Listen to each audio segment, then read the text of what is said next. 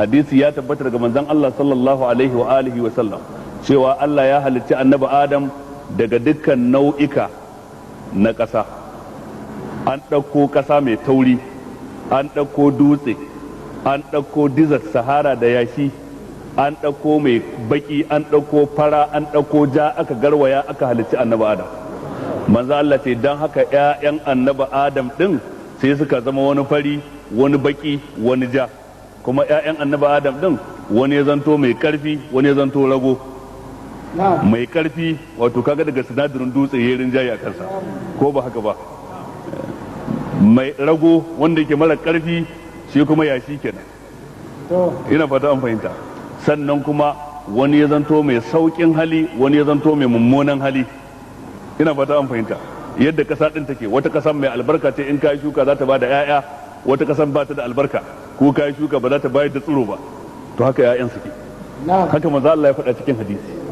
Lalle akwai hikimar Allah subhanahu wata'ala. Huwa allazi khalaqakum min tinin, Allah shi ya halicce ku daga turbaya ko daga yumbu ko daga tabo, thumma qada ajala, sannan kuma ubangiji ya zartar da ajali. Anan me ake nufi da ajali? Ana nufin ajalin kowane ɗaya daga cikin 'ya'yan annabi Adam bisa ga zance mafi inganci. Ajalinka da ajalina da ajalinsa duk Allah ne ya kaddara shi. Wa ajalun musamman indahu, wani ajalin kuma sananne a wurin Allah. Allah ya sanya wani ajalin sananne a wurinsa. To wanne ne ajali sananne a wurinsa? Ajali sananne a wurinsa shine ajali na tashin kiyama, rana da lokacin da za a tashi kiyama. To menene bambanci tsakanin ajalin farko da ajali na biyu?